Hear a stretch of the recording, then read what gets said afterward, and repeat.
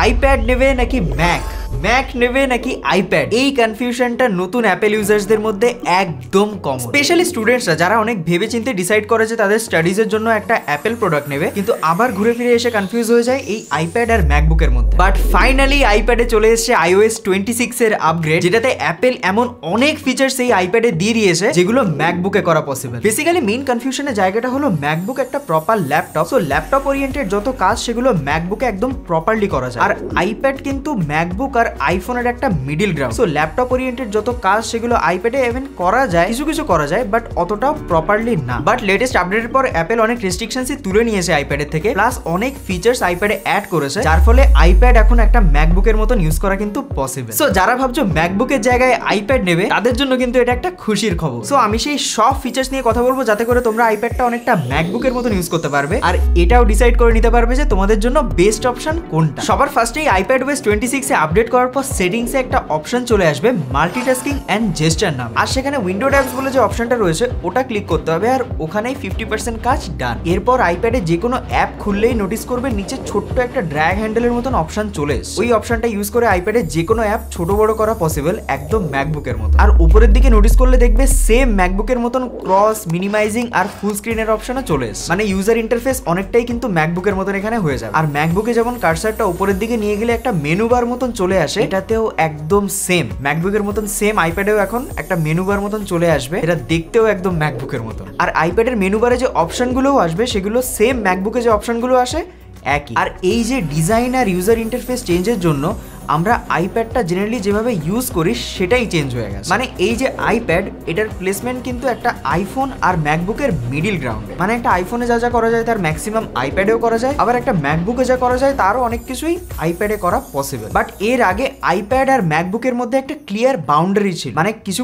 কাজ ম্যাকবুকে একদম প্রপার করা যেত যেগুলো আইপ্যাডে করতে গেলে অনেক বেশি টাফ, আর না হলে করা যায়ই না। বাট এখন এই iOS 26 আপডেটের পর বলতে পারো যে এই বাউন্ডারিটাই অনেকটা কমে গেছে। মানে আমার মতে এর আগে যদি ম্যাকবুকের 50% কাজ আইপ্যাডে করা যেত, এখন সেটা 90%। এই উইন্ডো মোডে তোমরা কিন্তু এখন মাল্টিপল অ্যাপস ওপেন করতে পারবে, আর ম্যাকবুকে যেমন আমরা মাল্টিপল অ্যাপস ওপেন করে নিজেদের মতন সাজিয়ে ইউজ করি, আইপ্যাডেও এখন সেম করা পসিবল। মানে ইভেন মিনিমাইজ করা, অ্যাপ ওপেন, অ্যাপ ক্লোজ সবকিছুই এখন অনেকটা ম্যাকবুকের স্টাইলে হয়। বাট ওখানে একটা লিমিট আছে যে তোমরা কতগুলো অ্যাপ বা উইন্ডো একসাথে ওপেন করতে পারবে, সেটা হচ্ছে 12টা। আমার মতে 12টাই সাফিসিয়েন্ট, মানে একটা আইপ্যাডের ডিসপ্লেতে 12টা উইন্ডো ওপেন করে রাখলে কিন্তু সেটা অলরেডি অনেকটা ক্লাটার্ড হয়ে যায়, তো তার বেশি আমার মনে হয় দরকার পড়ে না। এই গেল iPadOS 26 এর মেইন ফিচার। বাট যাদের এটা পছন্দ না, যাদের আইপ্যাড ট্র্যাডিশনাল ভাবে ইউজ করতে ভালো লাগে, তারা জাস্ট সেটিংসে গিয়ে এই অপশনটা অফ করে দেবে, আইপ্যাড আবার ব্যাক টু নর্মাল। মানে আইপ্যাড তখন একদম নর্মালি ইউজ করতে পারবে যেরকম ভাবে আমরা সবাই ইউজ করে ইউজ টু। বাট সিম্পলি সেটিংসে গিয়ে একটা অপশন অন করে দিলেই আইপ্যাড আবার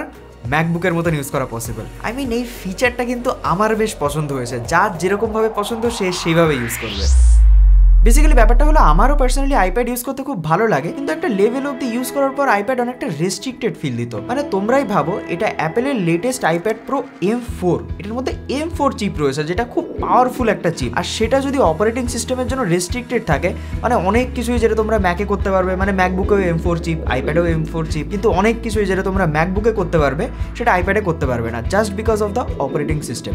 কিন্তু সেই জিনিসটাই অ্যাপেল এখন চেঞ্জ করে দিয়েছে ওদের iPadOS 26 আপডেটের সাথে, আর এই ফিচারটা কিন্তু যথেষ্ট ওয়েলকামিং একটা ফিচার, আমার পার্সোনালি খুব ভালো লেগেছে। এনিওয়ে, এই ব্যাপারটা নিয়ে আমি ভিডিওর লাস্টে আরো ডিসকাস করব, আর তখন আমি এটাও বলে দেবো যে এই আপডেটটা আসার পর আইপ্যাড এখন কাদের নেওয়া উচিত আর কাদের স্টিল ম্যাকবুকই নেওয়া উচিত। বাট তার আগে এখন iPadOS 26 এর সাথে আর কি ফিচার্স এসছে সেগুলো একবার দেখে নিই। আপডেট করার পর সবার আগেই আইপ্যাডটা খুললেই আমরা দেখতে পাবো এই লিকুইড গ্লাস ডিজাইন। মানে অ্যাপেল এখন আইপ্যাড, আইফোন, ম্যাকবুক সবকিছুতেই এখন লিকুইড গ্লাস নিয়ে এসছে, আর এই ডিজাইনটা কিন্তু বেশ ইন্টারেস্টিং আর নতুন। লিকুইড গ্লাসের এই ডিজাইনটা তোমরা আপডেট করার পর আইপ্যাডের সব জায়গাতেই দেখতে পাবে, মানে যে কোনো অ্যাপ ওপেন করার সময়, কন্ট্রোল সেন্টারে, সেটিংসে, যে কোনো জায়গায় এই লিকুইড গ্লাসের স্টাইলটা এখন দেখতে পাবে। আর এটা কিন্তু আগের থেকে কমপ্লিটলি ডিফারেন্ট, তো আইপ্যাড একটা বলতে পারে এখন পুরো একটা নতুন লুক দিচ্ছে এই ডিজাইনটার জন্য।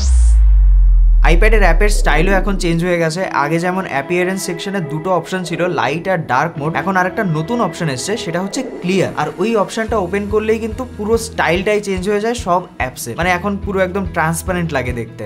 এটা আমার অতটা বেশ ভালো লাগেনি, আমি জানি না কেন আমার অত ভালো লাগেনি। আমার নর্মাল যে লিকুইড গ্লাস ওটাই ভালো লাগে, বাট অ্যাপ একদম পুরো এরকম ক্লিয়ার হয়ে গেলে আমার একটু কনফিউজিং লাগে তখন দেখতে। তো আমার এই ক্ষেত্রে ট্র্যাডিশনাল ডিজাইনটাই ভালো লাগে। তোমরা একবার জানিও যে তোমাদের এটা পছন্দ কিনা। বাট একটা ফিচার যেটা আমার খুবই পছন্দ হয়েছে সেটা হচ্ছে লক স্ক্রিনে যে চেঞ্জেসটা নিয়ে এসছে। মানে লক স্ক্রিনে এখন যে কোনো ওয়ালপেপার, মানে একটা 2D ওয়ালপেপারও তোমরা যখন সেট করবে সেটা অ্যাপেল ট্রিট করবে অ্যাজ এ 3D ওয়ালপেপার। মানে লক স্ক্রিনের মেইন যে উইজেটটা ক্লক, মানে টাইম যেটা দেখায়, ওটা হচ্ছে ওয়ালপেপারের সাথে রিয়াক্ট করবে আর কম্বাইনলি একটা 3D একটা ইফেক্ট কিন্তু দেখাবে, যেটা দেখতে বেশ কুল লাগে। আর এছাড়াও আইপ্যাডের ফাইল ম্যানেজমেন্ট সিস্টেমেও কিন্তু একটা বড় আপডেট নিয়ে এসছে। এর আগে এর ফাইল সিস্টেমটা অনেকটা আইফোনের মতন ছিল, যেটা অনেকটাই রেস্ট্রিক্টেড ফিল হতো আর সেরকম কিছু কিন্তু এতে করা যেত না। মানে যে কোনো জিনিস কপি পেস্ট করাটাও অনেকটা টাফ ছিল আর অপারেট করাটা একটু মেসি টাইপের ছিল। কিন্তু এখন অনেকটা সেটা ম্যাকবুকের মতন করে দিয়েছে। মানে যে কোনো জিনিস এক জায়গা থেকে অন্য জায়গায় নিয়ে যাওয়া, একটা ফোল্ডার ক্রিয়েট করা, ফোল্ডারের থেকে অন্য জায়গায় নিয়ে যাওয়া, সেটা অনেকটা ইজি এখন আর অনেকটা ইনটুইটিভ। সো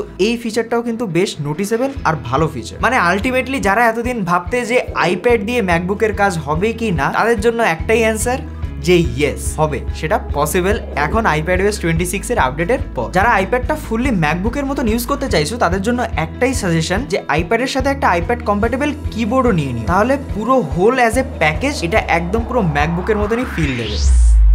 এবার একটু সিরিয়াস ডিসকাশনে আসি যে আইপ্যাড কি এখন অ্যাকচুয়ালি ম্যাকবুককে রিপ্লেস করতে পারবে। আই মিন টপিকটা সিরিয়াস এই কারণেই, অনেকে যখন ফার্স্ট টাইম কেনে তখন ওটা কিন্তু কনফিউজ থাকে যে আইপ্যাড নেবে নাকি ম্যাকবুক। কারণ অনেক কাজ থাকে যাদের ম্যাকবুকে প্রপারলি হয়, আবার আইপ্যাডেও বেশ ভালোই করা যায়। যেমন স্টুডেন্টসের ক্ষেত্রে তাদের কিন্তু নোট টেকিং এর ব্যাপার থাকে, সেটা ম্যাকবুকেও পসিবল, কিন্তু আইপ্যাডে খুব ভালোভাবে সেটা করা যায় কারণ অ্যাপেল পেন্সিল রয়েছে। যেহেতু অ্যাপেল পেন্সিল রয়েছে সেই কারণে আইপ্যাডে নোট টেকিং কিন্তু খুব ইজি হয়ে যায়, একদম খাতা পেনের মতন ফিল দেয়। কিন্তু ম্যাকবুকে কিন্তু সেটা টাইপ করে করতে হয়। আবার কোনো একটা প্রজেক্টের টাইমে যখন অফিস, পাওয়ার পয়েন্ট এইসব দরকার পড়ে তখন কিন্তু ম্যাকবুকই বেটার, কারণ ম্যাকবুকে একটা ফুল ল্যাপটপের মতন ওটা ইউজ করা পসিবল। আইপ্যাডেও অ্যাপসগুলো রয়েছে কিন্তু ওগুলো আগে অত ভালোভাবে ইউজ করা যেত না, কিন্তু এখন সেটা কিন্তু খুব ভালোভাবে ইউজ করা যায়। আর তাছাড়া আমি যেটা আগেই বললাম যে আইপ্যাড অনেকটা আগে আইফোনের মতন ফিল দিত, মানে আইপ্যাড হচ্ছে একটা iPhone with a bigger display, কিন্তু এখন কিন্তু সেটা না। আইপ্যাডে কিন্তু এখন চিপটাও অনেকটা পাওয়ারফুল, M4 চিপ যেটা আমি বললাম এখন লেটেস্ট, আর নতুন সফটওয়্যার আপডেটের পর এখন ম্যাকবুকের মতনই অনেক কিছু আইপ্যাডেও করা পসিবল। আই মিন স্টুডেন্টস যারা আছো তাদের জন্য কিন্তু এখন ডিসিশন অতটাও বেশি হার্ড না, তোমরা যেটার সাথেই যাবে দুটোই একদম অলমোস্ট সিমিলারই পারফর্ম করবে। মানে যে কোনো টাস্ক যেগুলো তোমরা আইপ্যাডেও করতে পারবে সেগুলো ম্যাকবুকেও করতে পারবে, 90% কাজ যেটা ম্যাকবুকেও করতে পারবে সেটা আইপ্যাডেও করতে পারবে। বাট হ্যাঁ, একটা কথা মাথায় রাখার ব্যাপার যে অ্যাপেল খুবই স্মার্ট একটা ব্র্যান্ড, তার মানে ওরা এমন একটা প্রোডাক্ট কখনোই বানাবে না যেটা দিয়ে অন্য আরেকটা প্রোডাক্ট একদম ফুল রিপ্লেস করা যাবে। মানে অফকোর্স ওরা একটা আইপ্যাডে এমন সব ফিচার্স দিয়ে দেবে না যাতে করে একটা ম্যাকবুক ফুলভাবে রিপ্লেস করা পসিবল। মানে অফকোর্স এরকম করলে তো এদের ম্যাকবুকেরই সেল ডাউন হয়ে যাবে। এই জন্য আমার সাজেশন হলো 5টা থেকে 10টা এমন কাজ সিলেক্ট করো যেটার জন্য তোমার একটা ম্যাকবুক বা আইপ্যাড দরকার। দেন এটা আইডেন্টিফাই করো যে তোমার সেই কাজগুলো কোনটাতে বেটার করা যাবে, ম্যাকবুকে নাকি আইপ্যাডে। ফর এক্সাম্পল আমার পার্সোনাল টপ কাজের মধ্যে কিন্তু পড়ে video editing, net surfing, media consumption, browsing, scripting, এইসব। এবার এগুলোর মধ্যে কিন্তু net surfing, media consumption, scripting এগুলো কিন্তু আইপ্যাডে পসিবল, কিন্তু ভিডিও এডিটিং এর জন্য কিন্তু ম্যাকবুক ওয়ে বেটার। সো আমি যেমন আইডেন্টিফাই করলাম যে আমার কাছে যদি দুটো অপশন থাকতো তাহলে আমি কিন্তু ম্যাকবুকের দিকেই যেতাম, কারণ আমার টপ কাজের মধ্যে কিন্তু পড়ে ভিডিও এডিটিং, যেটা আইপ্যাডের থেকে ম্যাকবুকে better. But on the other hand কোনো আর্টিস্ট যারা ডিজিটাল আর্টস বানায় তাদের কাছে যদি এরকম দুটো অপশন থাকে আইপ্যাড বা ম্যাকবুক, তারা কিন্তু আইপ্যাডের দিকেই যাবে, কারণ ডিজিটাল আর্ট বানানোর জন্য কিন্তু ম্যাকবুক কোনো দিক থেকেই পারফেক্ট না, আর আইপ্যাড কিন্তু একদম পারফেক্ট। সো এইভাবেই তোমাদেরকেও একটু ডিসাইড করে নিতে হবে যে তোমাদের পার্সোনাল ইউজের জন্য কোনটা বেশি স্যুট করবে, ম্যাকবুক নাকি আইপ্যাড। অবভিয়াসলি দুটোর মধ্যে আগে যে একটা হিউজ গ্যাপ ছিল যে ম্যাকবুকে এত কিছু করা যেত আইপ্যাডে করা যেত না, আইপ্যাডে যা যা করা যেত ম্যাকবুকে অত যেত না, সেই গ্যাপটা কিন্তু এখন অনেকটাই কম। সো আগে থেকে কিন্তু ডিসাইড করাটাও অনেকটা easy, but decide wisely. Anyway, ভিডিওটা ভালো লেগে থাকলে আর ইনফরমেটিভ লাগলে একটা লাইক করে দিও, আর এরকম ভিডিওস আরও দেখার জন্য চ্যানেলটা সাবস্ক্রাইব করে দিও। বাই। পেছনে কি হর্ন বাজলো? পেছন দিয়ে কি জাহাজ যাচ্ছে? এটা কি ধরনের সাউন্ড? ডেলিভারি এসছে এবার। ওকে, এত নোটিফিকেশন আসছে কেন?